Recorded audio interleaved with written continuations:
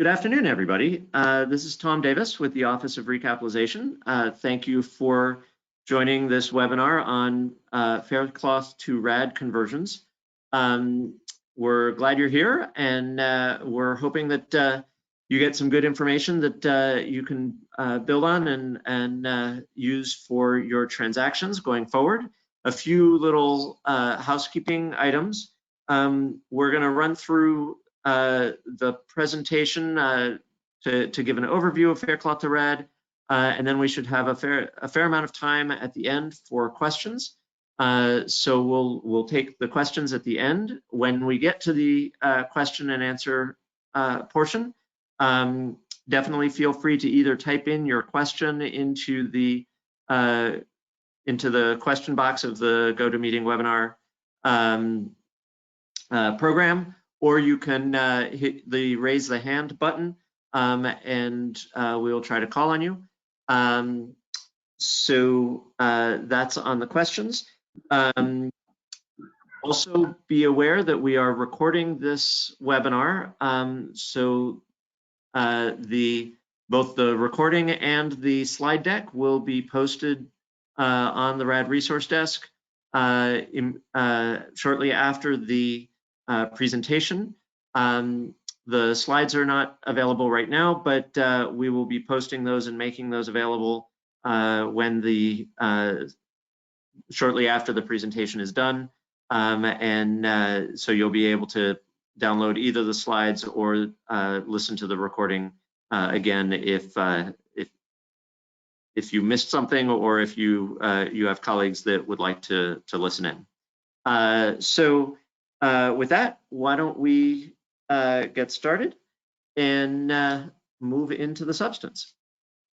So by way of background, most of you probably know this, but there is this concept called the Faircloth limit, which refers to the total number of public housing units that a PHA can have and receive public housing capital and operating funds for. It is based on legislation that passed in the 1990s, and it is based on the number of public housing units that each PHA across the country had as of October 1st, 1999. So folks who have disposed of public housing units since October 1, 1999 may have some Faircloth authority to build and bring new deep rental assistance units into operation and serving new households in your community, which is something that HUD is really excited about, figuring out how to activate those Faircloth units. Nationwide, this is a potentially significant resource. There are 220,000 units across the country that are authorized by Congress but are not currently operational. With about just shy of 540 housing authorities having at least 20 units of Faircloth authority, and 43 housing authorities across the country have over 1,000 units each. So there's definitely a spread of Faircloth authority around the country. It's not necessarily evenly spread. It's really spread based on what number of units folks had in October of 1999 and what the PHAs have done in terms of asset management of their portfolios since then. In terms of bringing Faircloth units online, the biggest barrier that is the barrier of developing the units. And I think we can go to the next slide. And in talking with various housing authorities who have been thinking about bringing Faircloth units online, one of the big barriers is the ability, the predictability of the revenue stream, and the ability to give information that lenders and investors can underwrite in thinking about the transactions that they're potentially investing in. And the most common way that people think about potential Faircloth development is taking advantage of low-income housing tax credits. That's not the only way. but it is a way to get capital funding to build the units. There are other ways to bring Faircloth units online in the public housing realm. Housing authorities can acquire properties, they can build them from scratch. Variety of ways that housing authorities can bring new public housing units online. And in order to sort of start down the path of how to activate this Faircloth authority and potentially serve 220,000 additional households across the country with deep assistance, we've really started this effort by focusing on mixed finance development. Over time, we hope to have a structure for Faircloth to Rad conversions for acquisitions and that kind of thing, but we are not there at this point. So I should have mentioned at the beginning that in addition to me, there are a couple other folks on the line who have expertise that'll be part of the conversation. Will Levy, also of the Office of Recap, will be doing some of the presentation slides, and then we have some experts on various topics on the line as well to help with the questions and answers and to chime in if they want to amplify things that either Will or I have said from the baseline slides, particularly Sue Wilson and Nick Burke from the Office of Public Housing Investments, and Seema Radhakrishnan from the Office of Recapitalization, who are all of us have been working together on these on this effort to develop a more streamlined path for bringing these Faircloth units online. One of the key things that we are trying to do in this streamlined path is to early on in the pre-development process and through the pre-construction closing process, provide the knowledge of what the revenue base will be for the property long term. A pure public housing mixed finance development is subject to the public housing operating fund and capital fund calculations. And while there can be a pretty good guess of that as to what that might be when the project is completed, it is still an estimate. It is still subject to variation based on what the public housing appropriations are at the time that the property comes online, and the ongoing fluctuation in the public housing appropriations over time. And so one of the things that we are hopeful about is that by converting to a Rad conversion immediately after the property comes online, that can provide the predictability of what the Rad rent will be. It can also provide the predictability that that Rad rent is subject to a 20-year HAP contract. That 20-year HAP contract is subject to annual inflation adjustments under the operating cost adjustment factor. And that HAP contract is a much more familiar subsidy stream for some underwriters in lenders and investors. Certainly some are very familiar with the mixed finance public housing development, but some are less so. So in the Faircloth to Rad conversion, we are anticipating that the units would need to be developed through the public housing mixed finance structure, and then immediately on bringing the units online as public housing, they would be converted to Rad, and that we, during the public housing development process, we would provide a notice of the post-conversion Rad rents and would do all of the Rad transaction underwriting and provide a Rad conversion conditional approval with the form of the Rad conversion commitment, all in the pre-closing pre-development period, so that the housing authority, any potential development partners,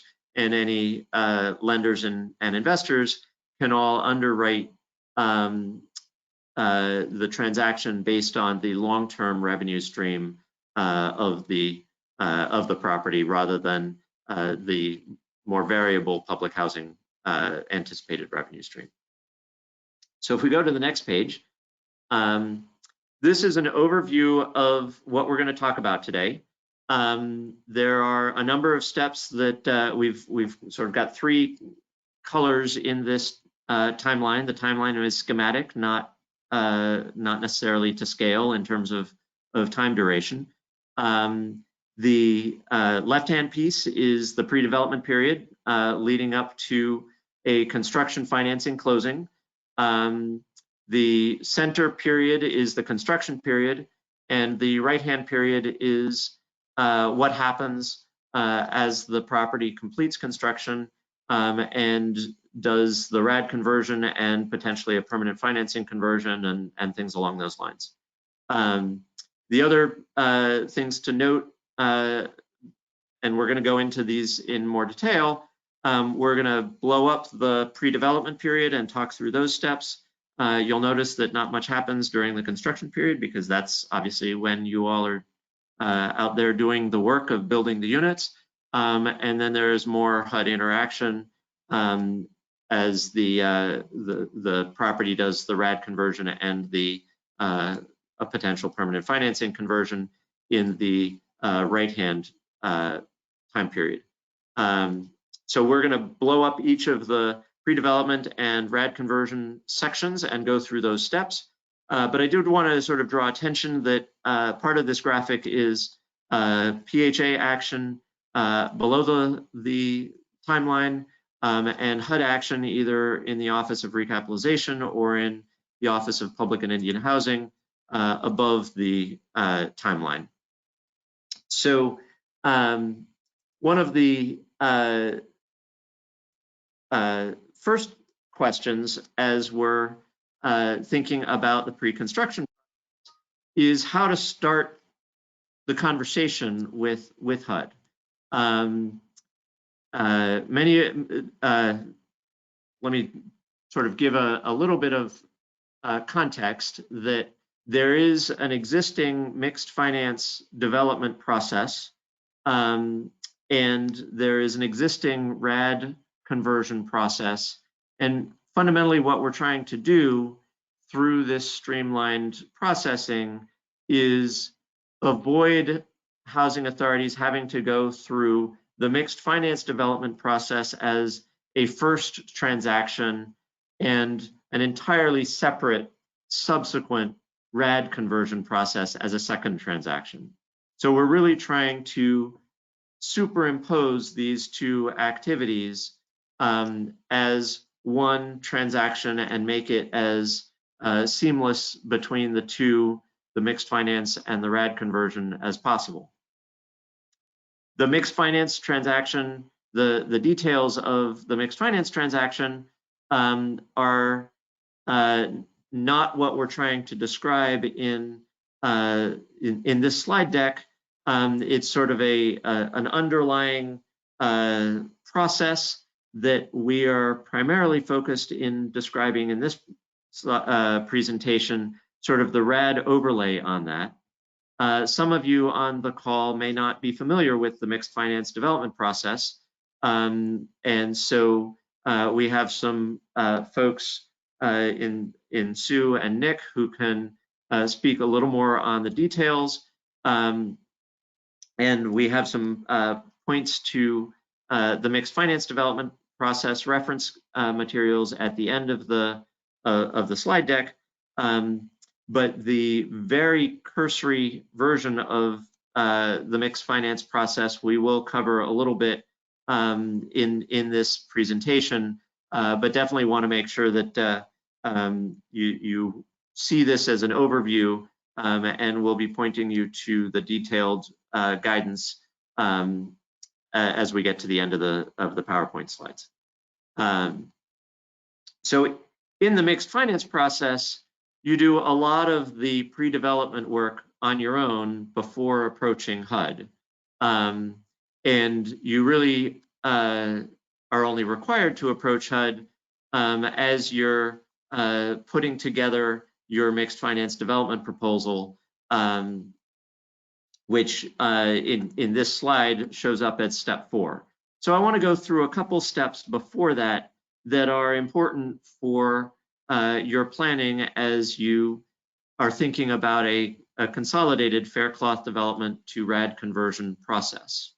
And the first step is to approach us to let us know that you're interested in doing this transaction to reserve authority under the Rad program, because we have a limit, a per unit cap on the number of units that can be converted under Rad, and we don't want you to get to the end of the process to discover that we've already hit our limit. So the first thing that we want you to do is initiate through the Rad resource desk that you're interested in doing a Faircloth to Rad conversion.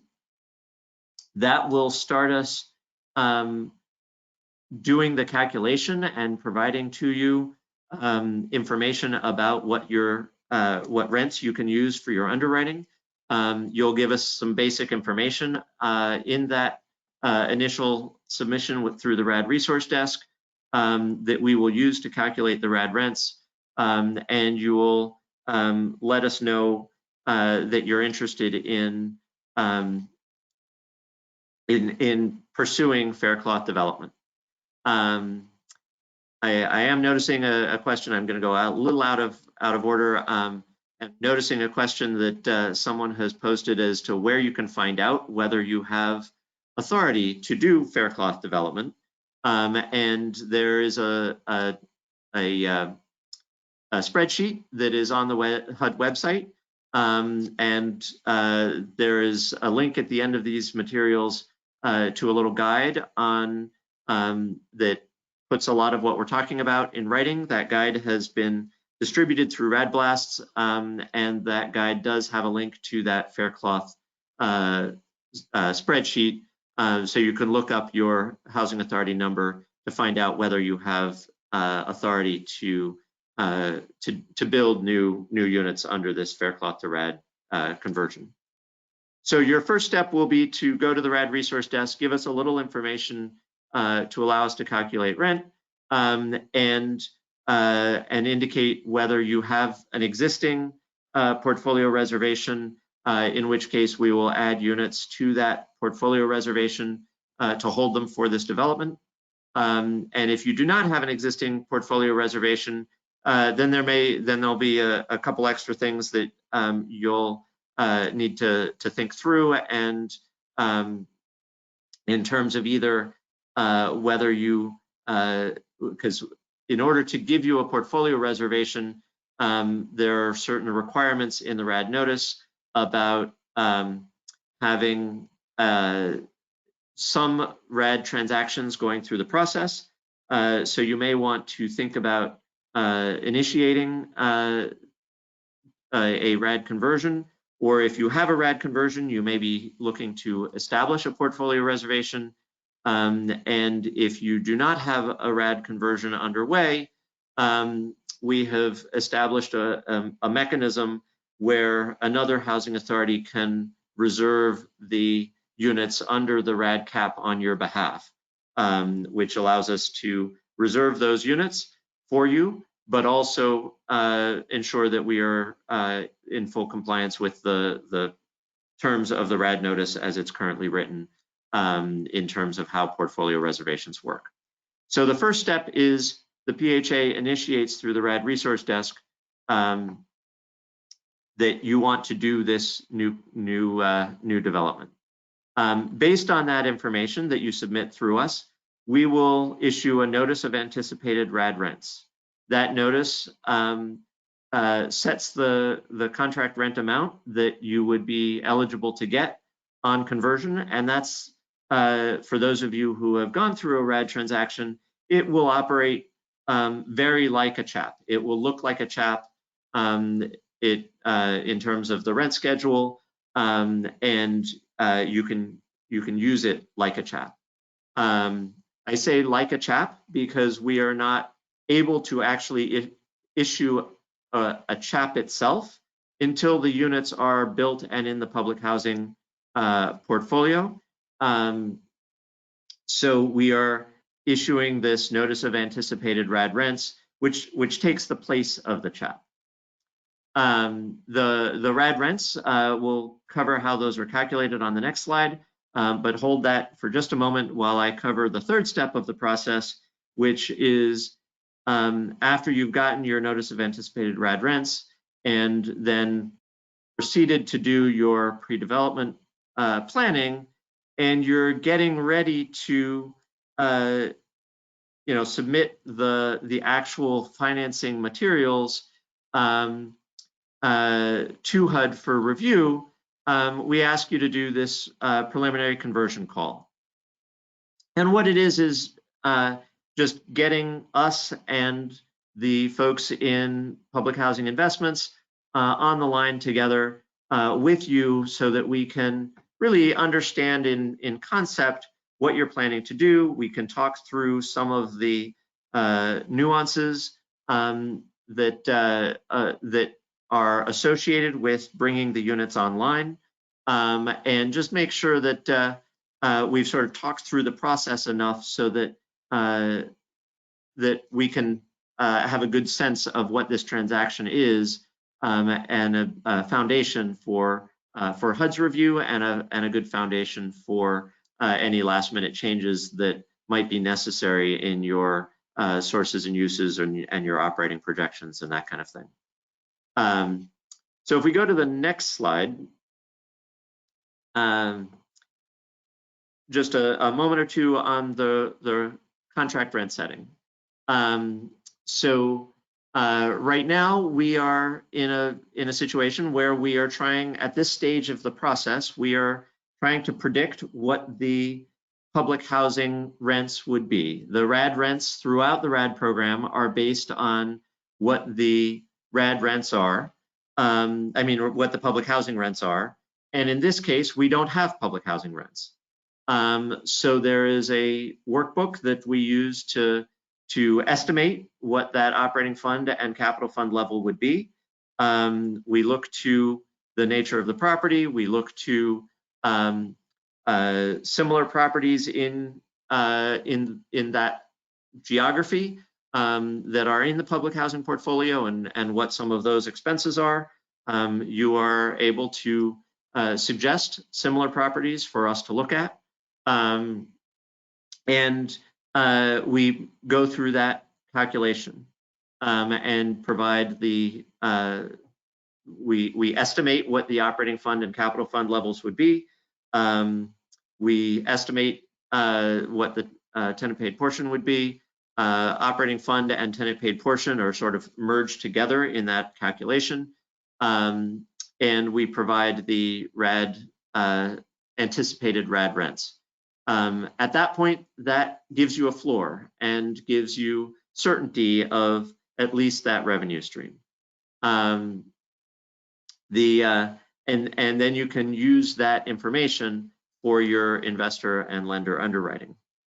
So if we go to the next slide, there are certain advantages for moving to work agencies that are worth drawing attention to, both because there are a lot of moving to work agencies that have a significant number of RAD units, and also because as the MTW applications allow new agencies to come in, there are a few more moving to work agencies that might be in the mix.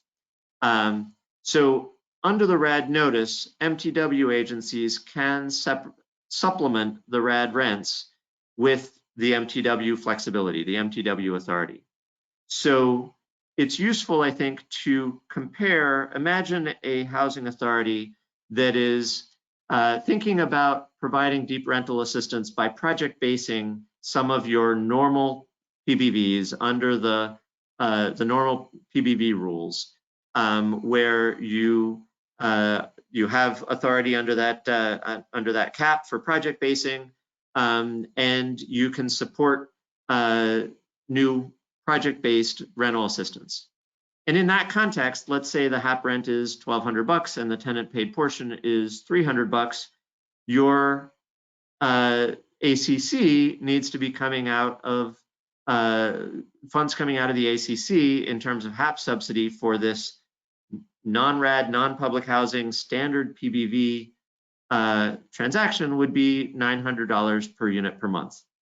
And so if a housing authority wants to have project-based rental assistance through standard PBV rules, they would be repurposing $900 away from the mobile housing choice voucher pool and into the project-based context, and wouldn't end up supporting more households, but would be supporting households in a project-based context instead of a mobile context.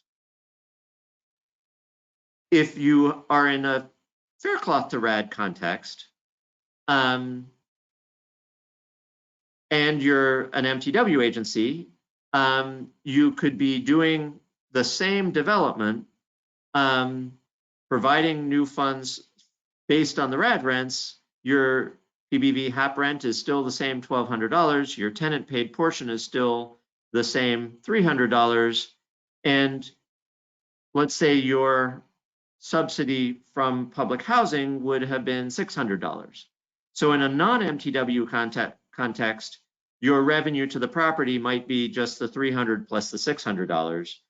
In the MTW context, where the standard PBV could go up to $1,200, an MTW agency has the authority to supplement from the MTW authority agency's ACC the $300 to nudge that $900 revenue up to what the normal PBV HAP rent might be at $1,200. For a regular non-MTW agency, the revenue stream would be that $900 tenant paid portion plus the HAP from the RAD rents, whereas for an MTW agency with a boost of $300, you can get up to the $1,200 rent. And the contrast here is you look at that MTW agency, in both cases, the property is getting $1,200 per unit, but in the RAD, Faircloth to RAD context, the agency is only needing to take $300 out of the mobile voucher ACC accounts to do it.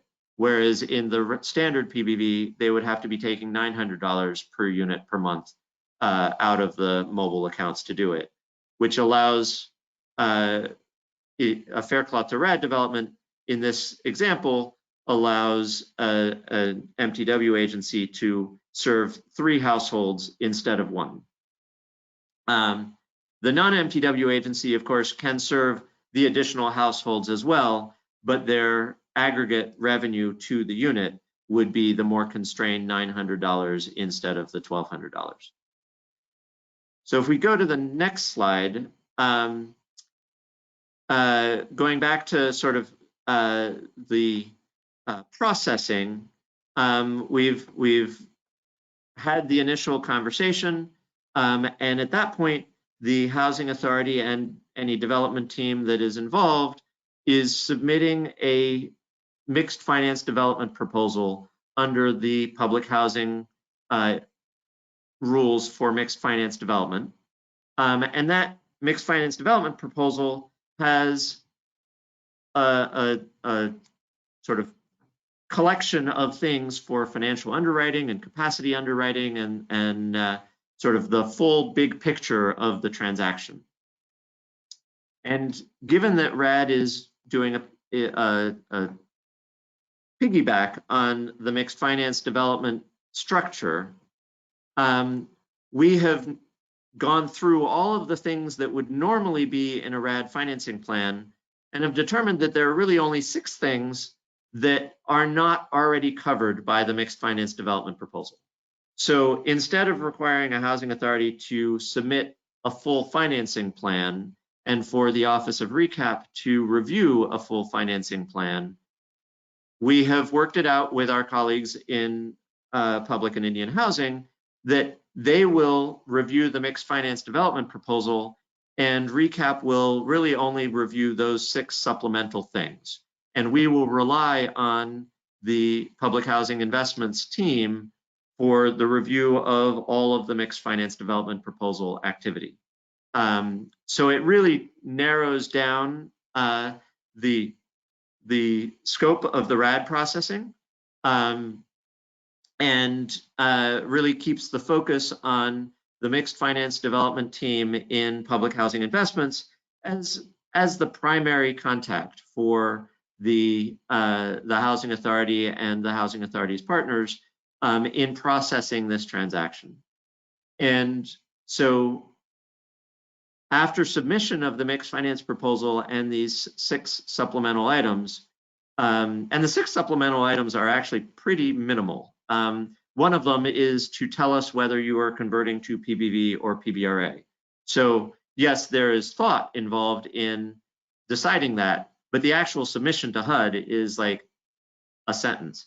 Another of the 6 is just the transaction overview description, a couple paragraphs of describing the transaction so that we can have a proper record within the RAD administrative records of the transaction. One of the 6 is the projections on how the funding will work in the year that the properties come online, which is a tool that is designed to both help you and help us think through that initial funding structure.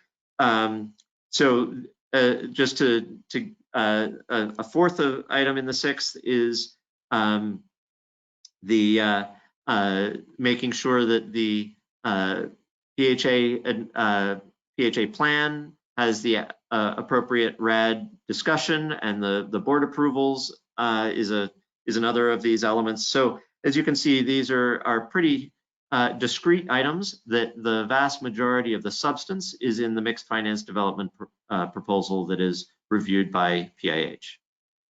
So between steps 4 and 5, the PIH team is reviewing the mixed finance development proposal. There will almost certainly be some conversation back and forth between the Housing Authority and the Public Housing Investments team around the mixed finance development proposal.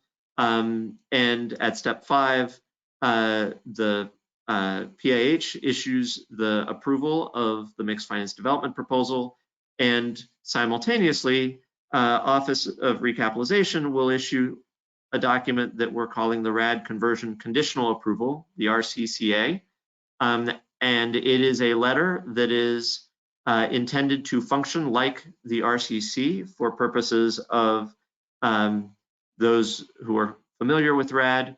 It has attached to it the form of RCC all filled out based on the information that has been submitted through the mixed finance development proposal. And even though we can't actually issue the RCC until there is a public housing unit, we are issuing this RCCA that should look and feel, for purposes of your transaction processing, like the RCC. Once you have received the mixed finance development proposal from PIH and the RCCA from, you then proceed to a construction closing entirely the way you would as if it were a mixed finance transaction without a RAD overlay. RAD does not need to be involved in the Office of Recap does not need to be involved in the mixed finance construction closing. So that is the pre-construction process is designed to have just these few additional touches in terms of issuing the notice of anticipated RAD rents so that you have something to work with in your underwriting. This overlay of 6 additional items that are not included in the mixed finance development proposal, and then the issuance of the Rad Conversion conditional approval. But for the most part, the pre-construction process is driven off of the mixed finance development process. And the closing of your transaction follows the mixed finance development process closing procedures. And then once you have closed on the construction closing, you would move into the construction process, which is the yellow screen, the yellow phase of the timeline. And then as you get to the end of the yellow phase and move into thinking about bringing units online, that is the next slide. And I'm going to hand it over to Will to walk us through the latter stages of the conversion process. Thanks, Tom. So when Tom left off, you've gotten to construction, financing, closing, and the property gets built. As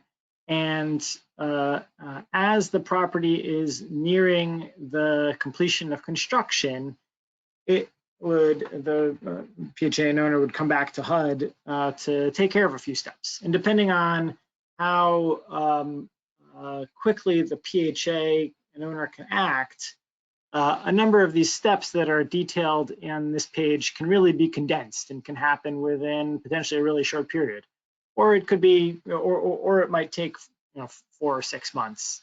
But certainly we know that there are folks who are going to want to keep these steps as close as possible. So as soon as the property is in the public housing program and in PIC, it's converted through Rad to a Section 8 contract quickly after that. So how do we get there? So as construction completion nears, the PHA confirms with recap that there's no material changes. Remember, the PHA has given the Office of Recapitalization a financing plan already, essentially a draft financing plan. We've issued a conditional approval, and they would be providing to us just any updates if there are any changes, which likely would just be de minimis changes, if anything. The PHA could already submit to us closing documents too at this time, kind of tee up all of the draft closing documents. Then when the property is built, we move on to step 9, the PHA submits materials to the field office so that the units can be entered into PIC, so that the units could reach DOFA, the date of funding availability.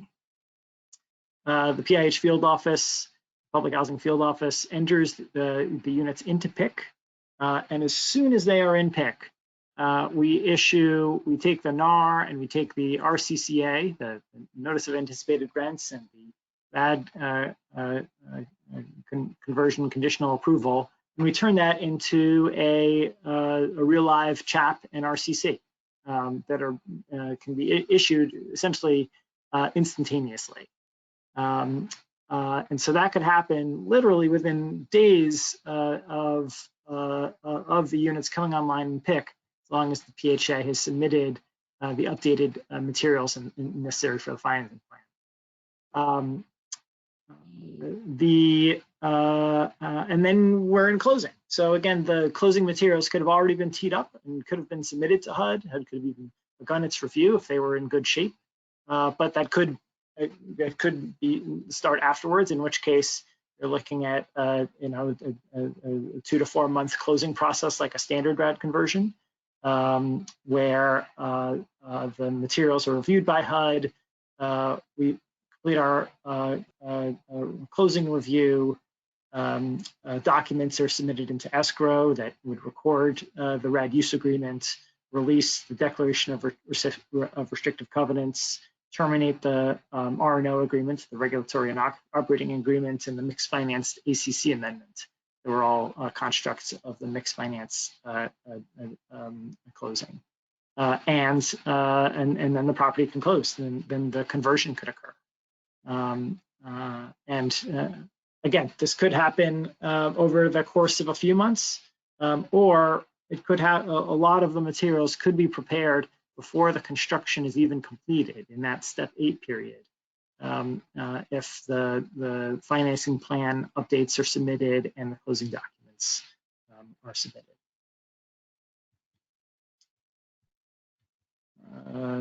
We've already talked through 12, 13, and 14 here, so I'll keep going.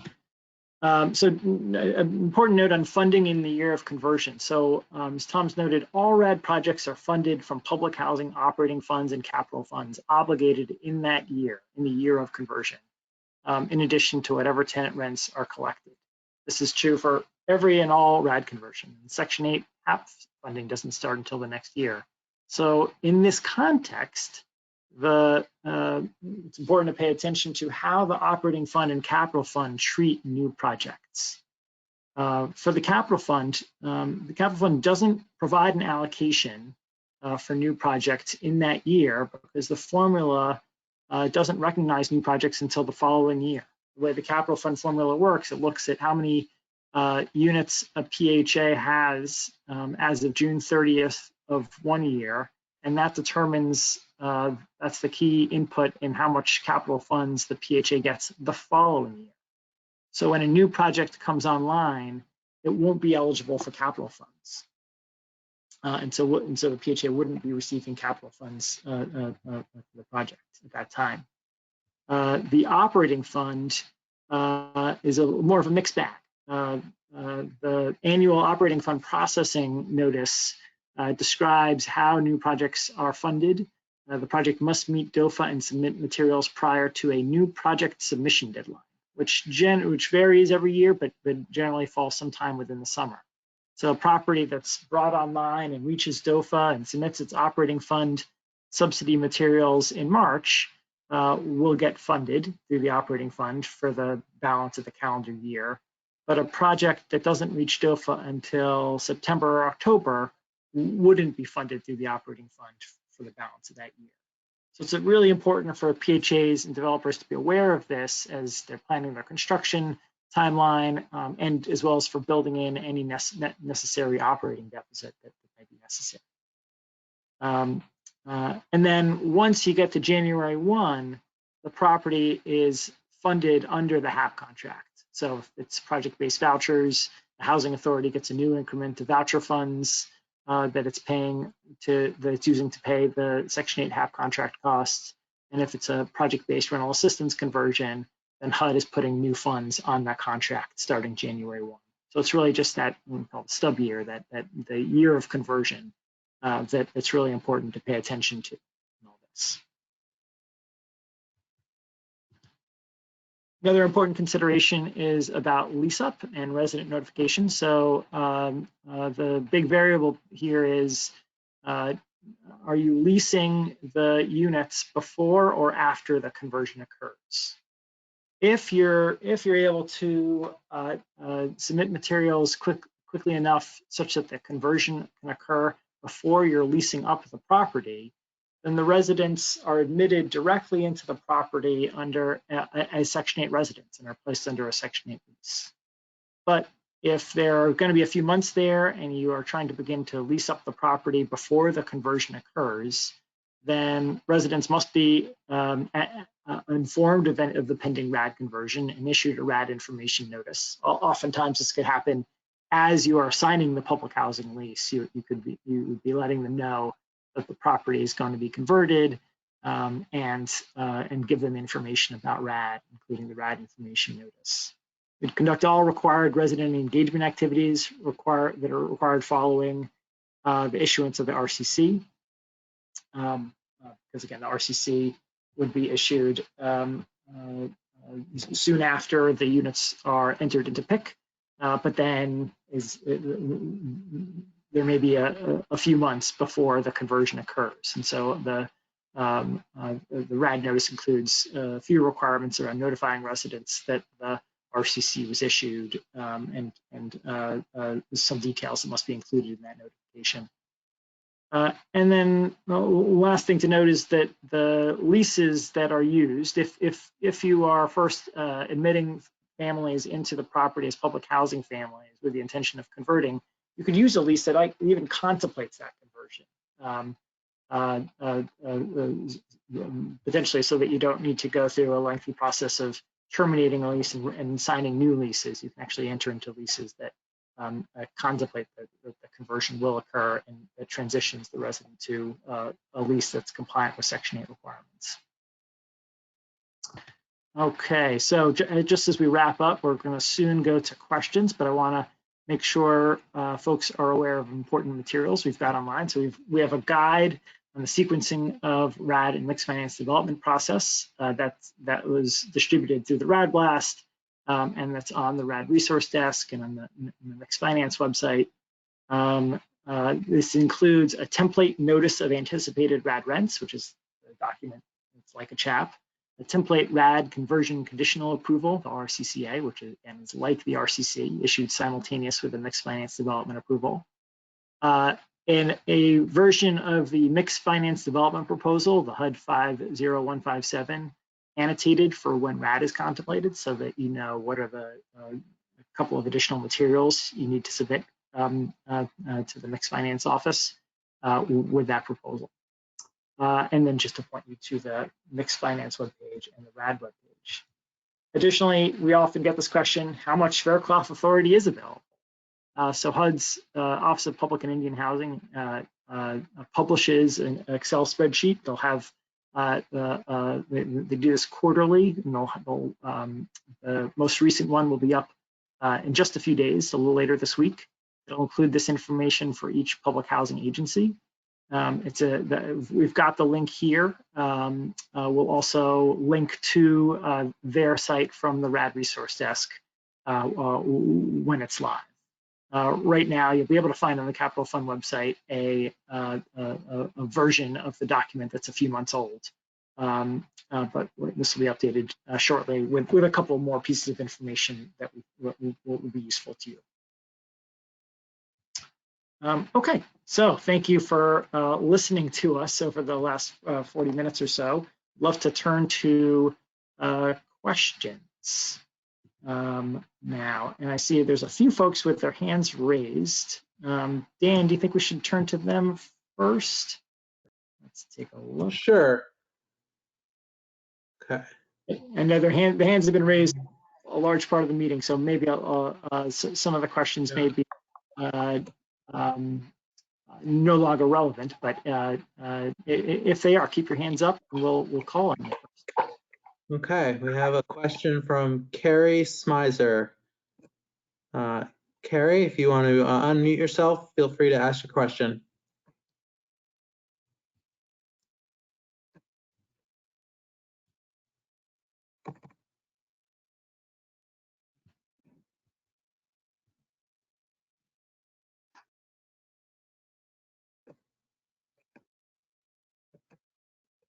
Okay, looks like we're having some trouble with unmuting, so let's go. I'll come back to you, Carrie.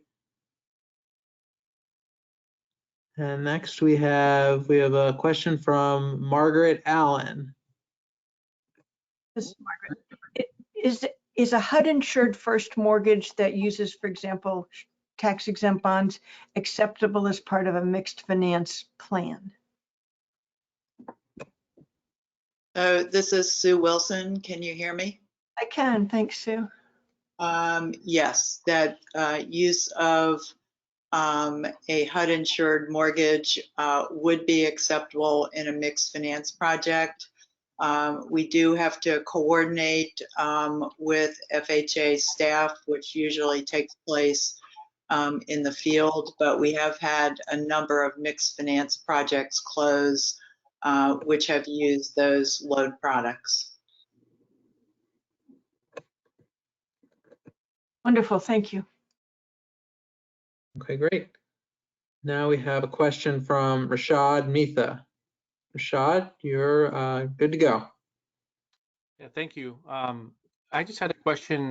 There was Will was talking about kind of a cutoff for funding in the initial year past June. So I guess my question is, if a property, I guess, closes under the public housing format in August, how is the revenue for the property accounted for the remaining of that calendar year? If maybe that can be reiterated.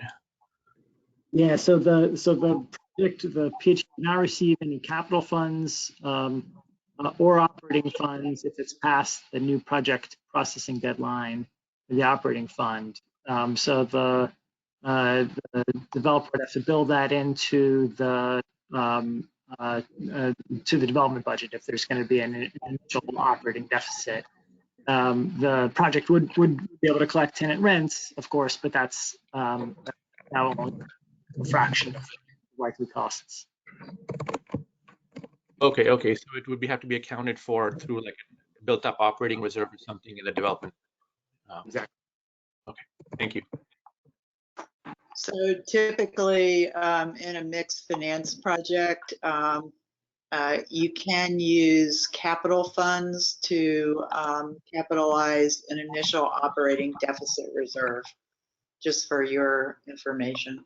A lot of times that type of reserve will be capitalized with equity, but for public housing units, you could use capital funds in order to capitalize an initial operating deficit reserve. Great, thank you. Okay, great. We have a question from Ken Sudeikis. Okay, thank you. We currently are converting to Rad, and as we convert to Rad, we're using a third party. And I'm just questioning, if we use the Faircloth to Rad, can we continue to do that? And if so, will we have to at all, if there's any doubt that it's going to be immediately going to Rad, would we have to structure our payments to them under Section 9 first? So under the mixed finance part of this process, we would look at your Rad rents. So are you specifically talking about developer fees, or are you talking about subsidy for the units? I'm talking about subsidy for the units. Under Section 9, it's got to be break even, but under Rad, obviously, we can go ahead and set the Rad rents so they can have money to pay off debt. So we are moving to a system where if you have, if you are employing this Rad to Faircloth, we will look at the structure of your project and how, you know, what is included in those payments of operating subsidy in terms of your expenses. You still have to meet Section 30 requirements. So if in fact it does look like you're going to be using public housing operating subsidy to pay debt in very early months of the project before you convert to Rad, we would look at providing a Section 30 to you if you have a third party. We would also look at the scope and the size of your operating deficit reserves as well, to be sure that you could, before converting to Rad, that the project could handle payments and debt service.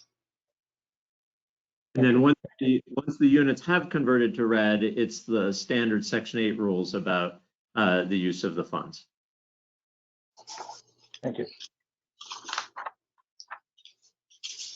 Okay, great. We have a question from Ian Lundy. Ian, you're on the air. Hey, how are you doing? Can you hear me? We can. Okay, fantastic. Thanks so much for this. This was super helpful. I'm just curious if for housing authorities in high construction cost areas, you've thought about any opportunities to have a similar inclusion of higher income vouchers in line with, say, TPV rent levels, or if it really is just limited to 100% rent levels. So the right now the Faircloth Rad is really working within the parameters of the existing regulatory framework for the mixed finance process and the existing Rad notice. So the Rad rents are set based on the public housing. The existing flexibilities to supplement the Rad rents, like use of MTW authority or use of DDTF and that kind of thing, exist. Rent bundling, that all exists, but it's within the current parameters of the Rad notice. Whether that changes in the future, it's hard to predict. Okay. Thanks, Tom.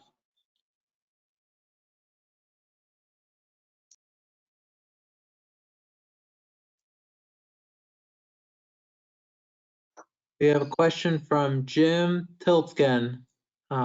Jim, you'll need to unmute yourself, but once you do, you'll be able to ask your question.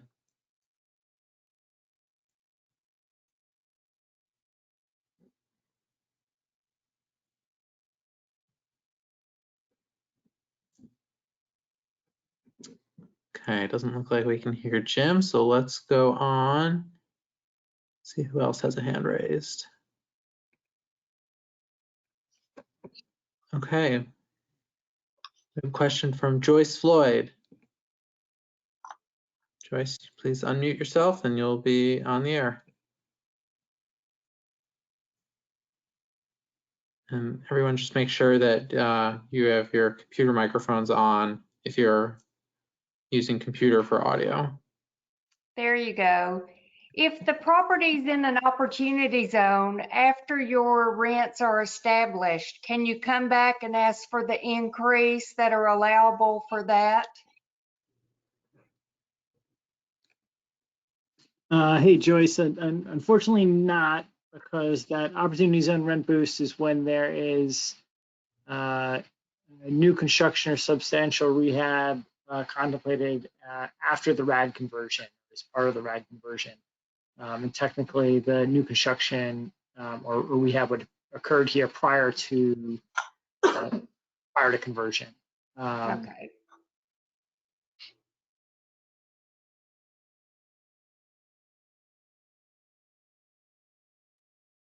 Okay, we have a question from Joe Schiff. I apologize, I was signed on a little bit late.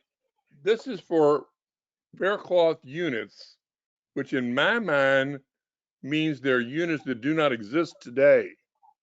And we're gonna get a Rad rent from you all at the outset. Then can we use that Rad rent from day one on the project? Or do we need to wait until we've got occupied units before we can start pulling down money? So the conversion can happen as soon as the units are in PIC, which could occur before occupancy begins. As soon as the when it reaches DOFA is unrelated to occupancy anymore. So it would occur at closing then, right? The financial closing?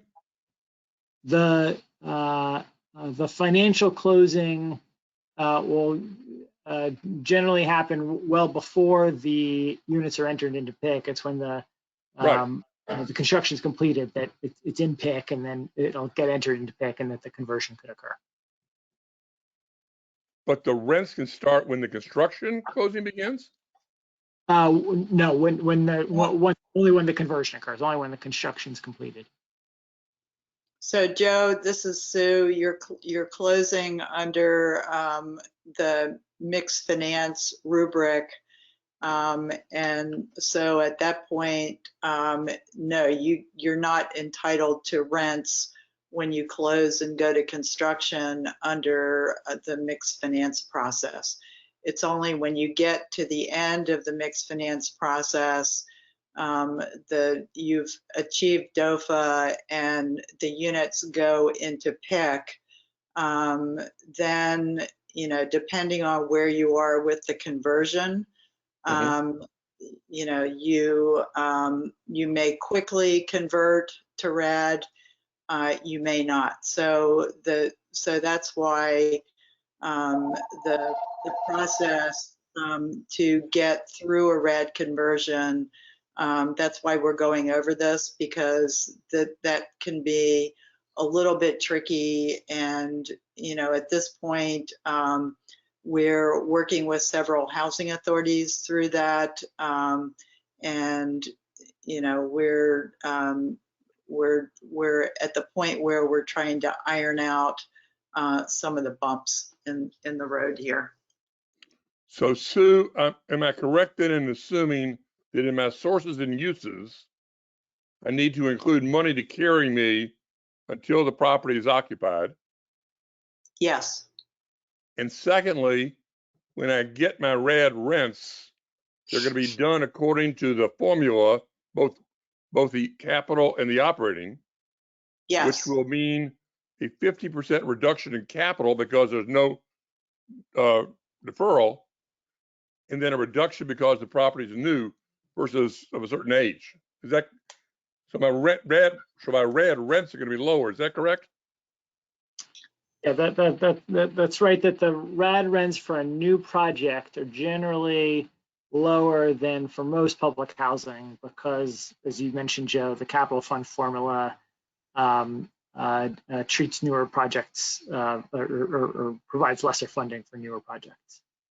Will, what would be very helpful, I think, is if you could take 4 or 5 PHAs as a sample and show us what their Rad rent would be if they're converting existing units versus what their Rad rent would be if it's new units under Faircloth.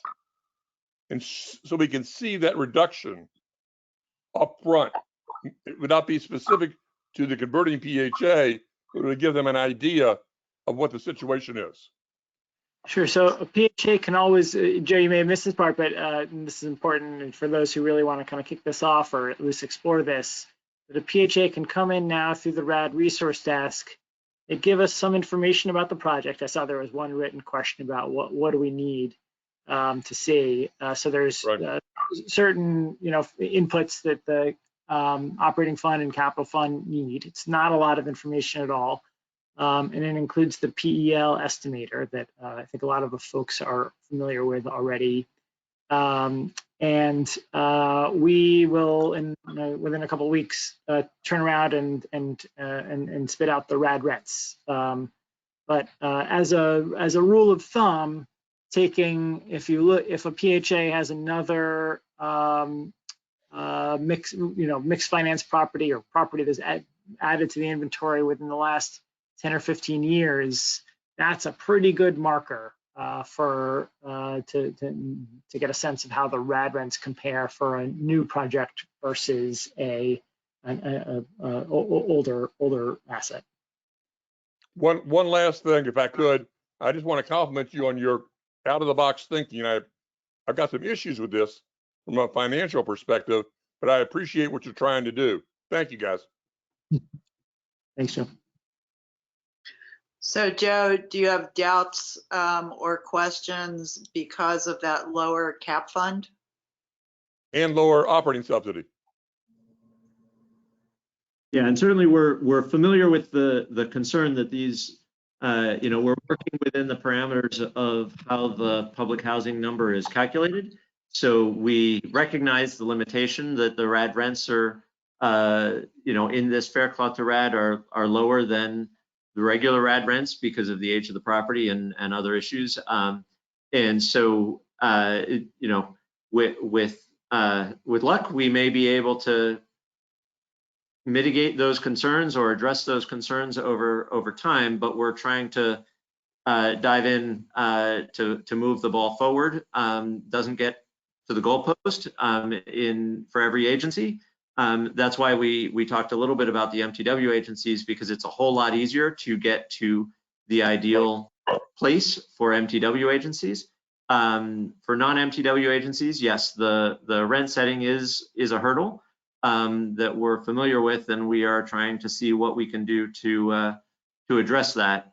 but we haven't found a solution yet. We didn't want to hold back on rolling out this tool to wait for a solution to that particular dimension to the extent that anybody can use it the way it is. Well, you're obviously trying hard, Tom, because the blend program does exactly that. And we appreciate it. Well, thank you. It's a team effort by lots of folks within HUD and outside of HUD to brainstorm ideas.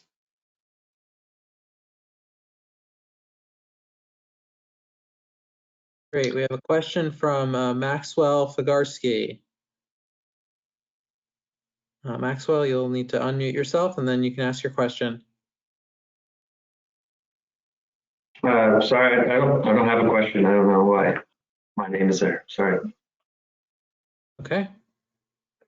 So this is Sue. I have a comment. I just want to remind everyone who's on this call that if you are thinking about doing this, that you can approach my office to have us make pre-development funds available to you. You can use your capital funds or other available funds for pre-development. You specifically have to have our approval for using capital funds for mixed finance project. But you know, that source of pre-development funding would be available to you. And then the other thing, it may seem somewhat onerous to make you come up with an R&O agreement, to come up with a mixed finance amendment, but you do have to establish these units as public housing. And we do have to go through our mixed finance process in order to get to the end, which is a seamless conversion of these units, newly developed or newly rehabbed, to Rad, and putting you on a more stable platform. And also point out that there may be other funds available for pre-development, you know, CDBG, Section 108 loans, that kind of thing may also be a possibility for housing authorities to tap into.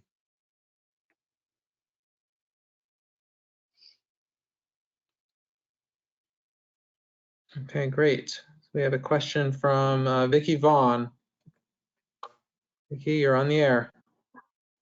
So this seems to be structured for new construction, and my question was, is it possible if a PHA were to buy an existing occupied property, would it be able to convert and then be rehabbed? So you're correct that we've focused on new construction in this presentation and in the work we've done so far. We are starting to think about the acquisition version, but we didn't want to hold off on releasing some information in the interest of releasing more information. So we are working on and thinking about the acquisition rehab concept, and it may well be possible to do something parallel.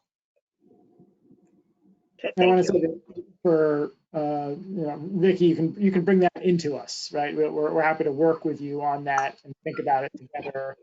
I saw there's other questions, you know, Chris Cassidy, a written question of what if you already have an approved mixed finance development proposal? So you're halfway through the process already and you're under construction, and you still request a NAR and use the Faircloth to Rad process.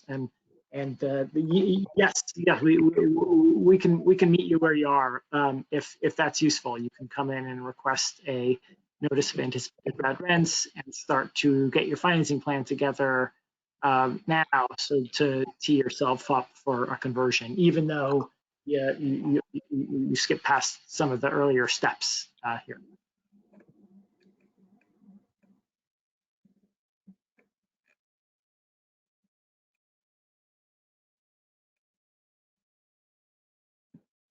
Okay, we have a question from Eric Novak. Eric, you're on the air. Hi, thank you. This is great, and I learned a lot. I know my questions were already answered, and the main one was rent setting and the fact that the PL rents are very, very low right now, and it's hard to do transactions based on those. I was very interested in the idea of AVAC rehab, and particularly with all the money that's coming down the line. Just we have double the amount of National Housing Trust funds in our state and the American Rescue Plan funds, and whether there'd be the ability to acquire buildings and overlay ACC that could be converted to RAD on them, and how difficult that might be to do.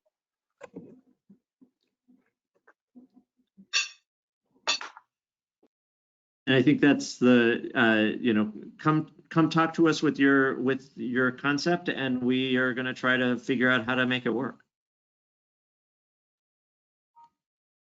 Okay, and there's no requirement that, in other words, if the only funding in the transaction is the ACC, that still would allow you to trigger this. You don't need to use public housing capital funds or other monies. That just having a project that you're planning to overlay ACC on is enough to start the mixed finance process. So in your case, are you thinking about having, who would own this property? It probably would be a partnership that would include the housing authority. So I don't know. I'm just thinking out loud that it seems to me this could be a way of getting a lot of supportive housing done, for instance, of housing where we, because of National Housing Trust funds or the homeless funds from out of the home program in the American Rescue Plan, that you're obligated to serve extremely low income people. And this might be a way of overlaying public housing operating subsidy that could be converted to RAD rent and would make it a little more viable. So, but it would be, so the housing authority would be a participant in some way.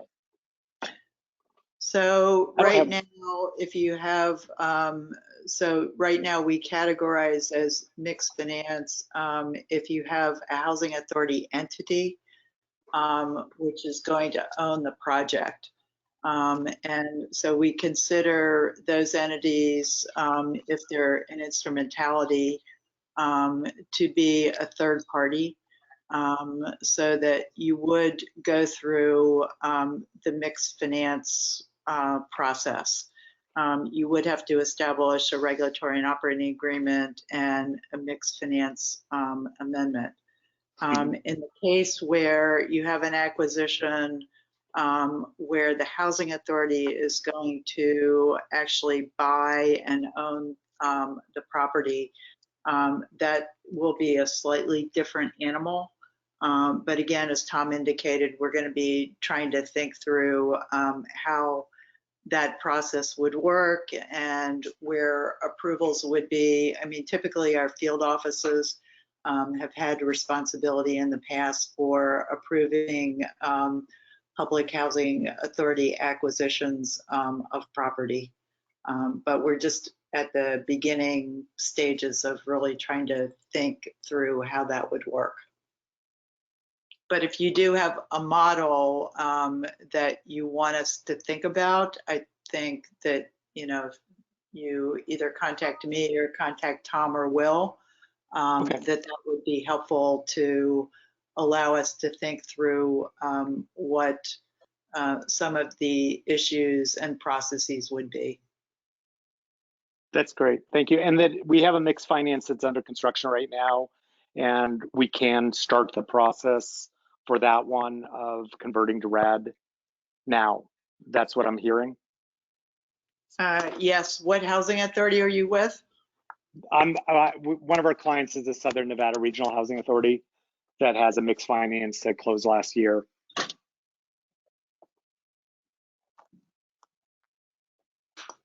Yes, so that project could come in if you're interested in, you know, working through the process. And again, if you've already closed, then you have a lot of that initial document creation done. Great, that's great to hear. That's very exciting. Thank you. I just want to make a couple notes based on some of the questions that came in before we go to our next raised hand question. One is, remember that properties will need to meet the RAD requirements for ownership and control, which require a public housing authority or nonprofit to own or control the asset. So that's just one important consideration. The other is on environmental reviews, that you'll want to make sure that the environmental review done for the mixed finance process and the RAD process align. And so if the property, say, is going to convert to PBRA, it would be subject to a Part 50 review, that you want to make sure a Part 50 review is done, either that a Part 50 review is done up front, or that the same documents that were used to conduct the Part 58 review can be reused to do the Part 50 review. But ideally, for everyone's purposes, it's just one review done up front. Back to the questions, Dan. Okay, great. We have a question from Charles Valentine. Charles, you're on the air.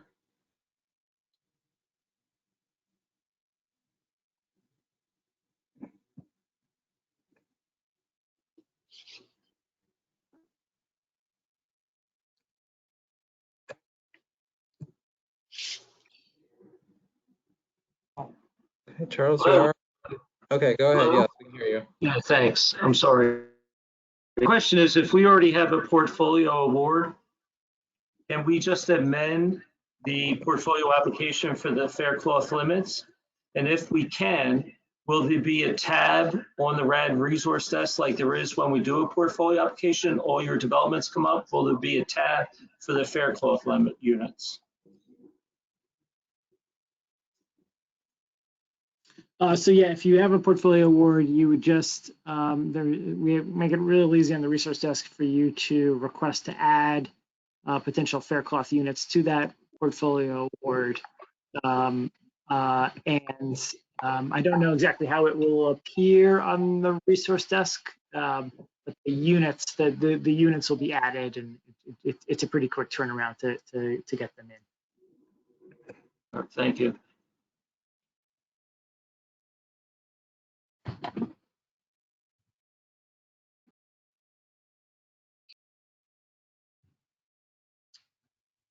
Any more questions by hand, Dan?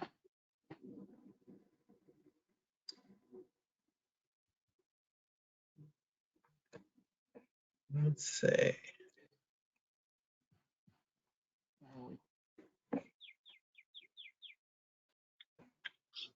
This is Ken Sudeikis again, if you can hear me. Yeah, we can hear you, Ken. Go ahead. Okay, RAD is a demonstration, and I thought there was a end date. Has that been extended, or is there still an end date out there somewhere? Right, the statutory end date right now is September 30th, 2024, which is the last date we can receive applications. That has been extended a few times already. The department has been asking Congress also to eliminate the end date, but right now it's September 30th, 2024. Okay, thank you.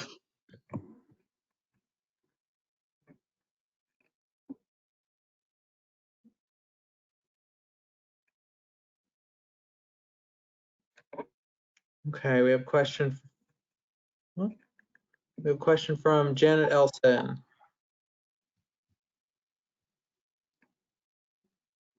Go ahead, Janet. Tom's mentioned 4 out of the 6 compliance requirements for RAD. And I just wondered if it was possible to tell us the other 2. You're testing my memory. I should have pulled that list up before I started listing them off. Will, do you have them? No, I don't, but they're listed in the guide. Let me find them, and I'll ask another question, and by the time you've answered that, I will have found the answer. I'll let someone else ask another question.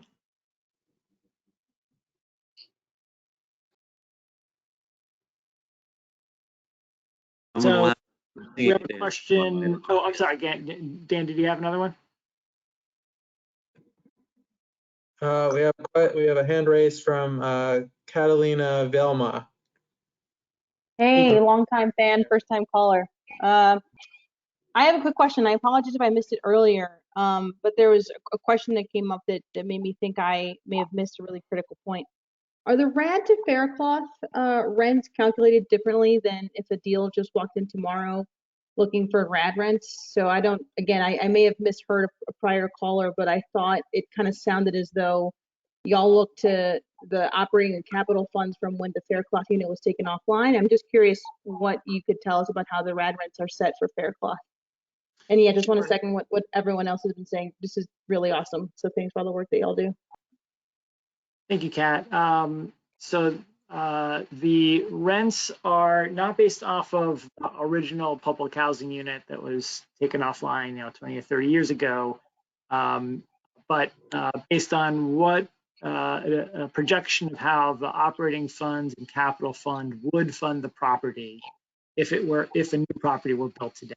And so both the operating fund and capital fund follow certain formulas, taking into account type and size of property and, importantly, of course, age. And so that's what leads to the Rad rents for newer properties to be lower than Rad rents for older properties. Indeed, that's that's how the rents are derived. So I think if I'm understanding correctly, if I was a housing authority using the Rad to Faircloth pathway today, and if that same housing authority did a new Rad deal, totally separate, just using its own public housing units that are currently operating, so they would be two different rents then, because it sounds like different calculations. Just want to make sure I'm understanding, because I know two housing authorities already tried to pull their Rad rents, trying to guesstimate what their Rad to Faircloth rents are, and it sounds like that's not a good pathway. The Rad rents for, the Rad rents for every property is different, or they're distinct, as you know. And yeah, if a PHA were comparing an existing public housing property built in the 60s or 70s or 80s to the Rad rents for a new project built through Faircloth, the Faircloth rents would be different and lower. Got it. That's very helpful. Thanks, Will. And I now do have the list of 6 in front of me, so we can go back to Jan's question. The 6 items are the conversion overview, which is a description of the proposed Rad, which includes a description of the proposed Rad ownership structure. The selection of PBV versus PPRA, the certification of board approval of the Rad conversion, the operating pro forma, the either the approved significant amendment to the PHA plan or the approval of the MPW agreement, but the indication that the Rad transaction is contemplated in the PHA plan, and the initial year funding tool. So those are the 6 items that would be needed to be a supplement to the mixed finance development proposal.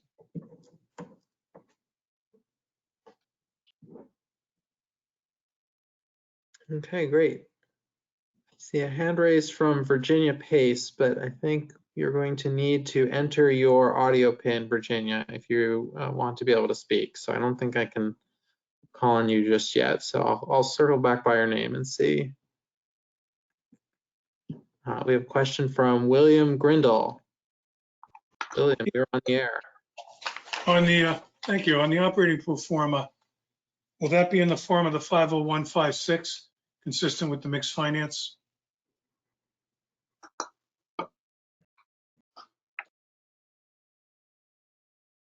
So certainly for the mixed finance portion, you would use that operating pro forma. I don't think we've gotten that specific about the operating pro forma that you need to submit for Rad, but we will look into that. I also, I'm scanning the there are a few questions that came in written form that I figured we should answer as well. One of them is, are PHAs that have already converted all their existing units to Rad eligible to develop units using Faircloth to Rad? It depends on whether you have closed out your public housing program.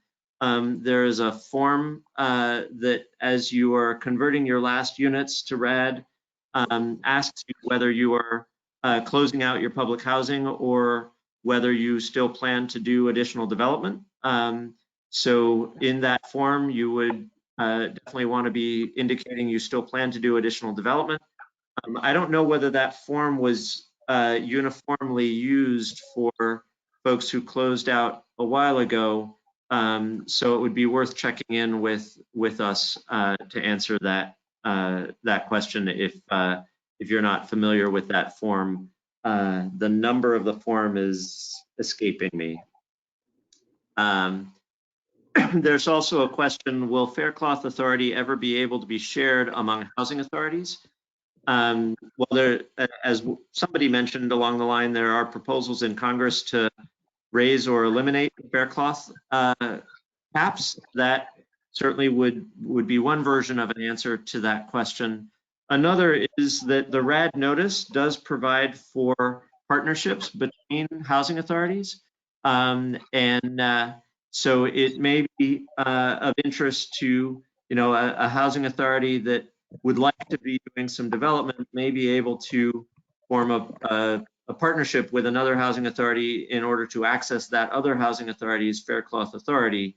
We haven't seen that yet, but that could be doable under the Rad Housing Authority Partnerships structure. So that's worth exploring with the housing authorities that are on the list for available authority.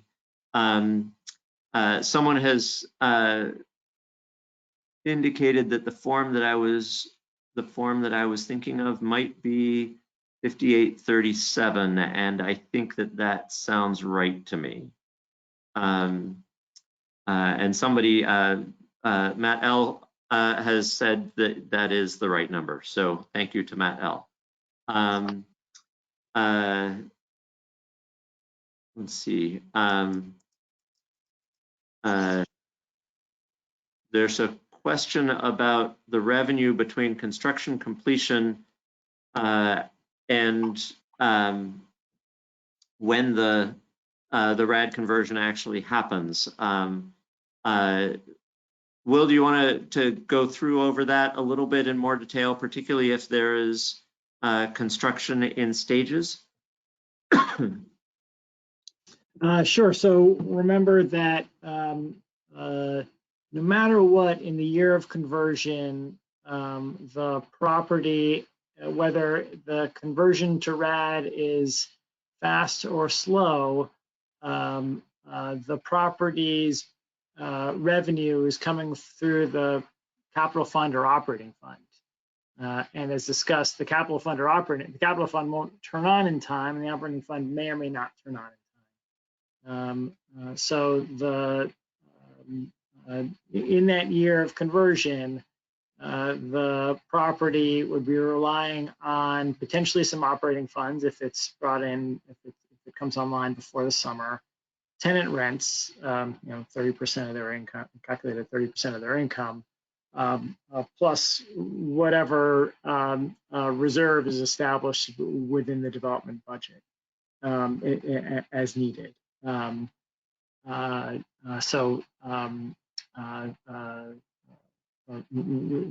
how that works.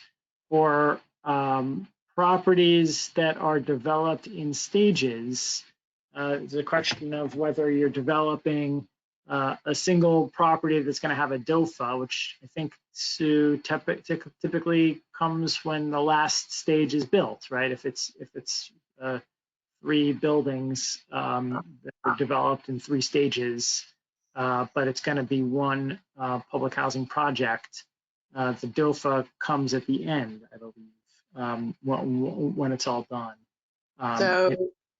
So you could DOFA a property in stages.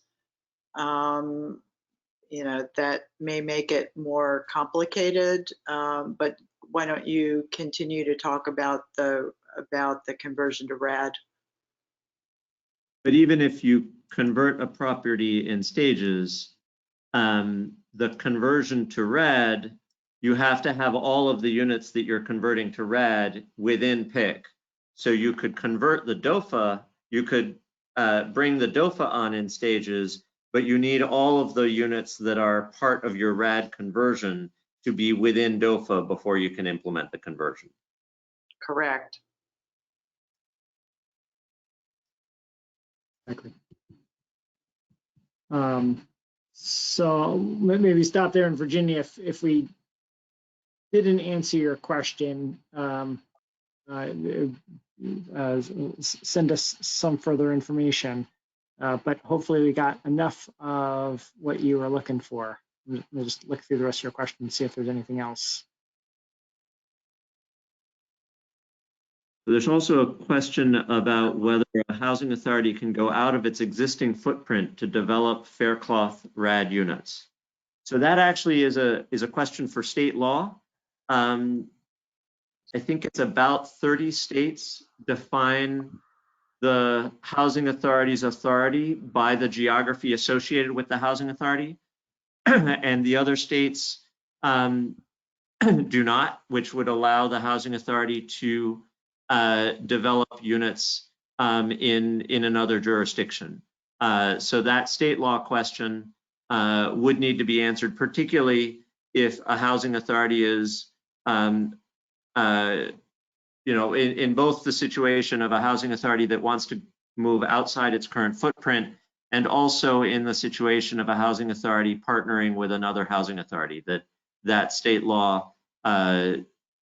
parameter could be a constraint on partnering with another housing authority for Faircloth authority.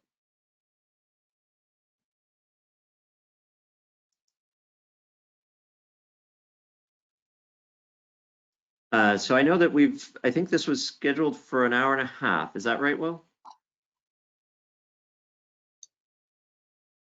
That's right, and I think we're probably about to get kicked off of the webinar too. So, yes. So, thanks to everybody who's stayed on for the full hour and a half. That's really impressive. We had a really nice crowd today, and thanks for your participation. It's always nice to hear voices, especially during this time, and to interact directly with your questions.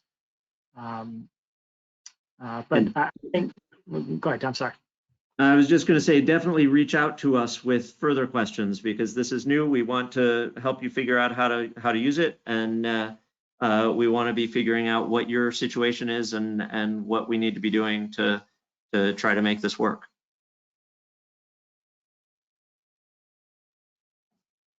With that, thanks Tom, thanks Sue, thanks all of the hidden partners within HUD who helped to make this come about.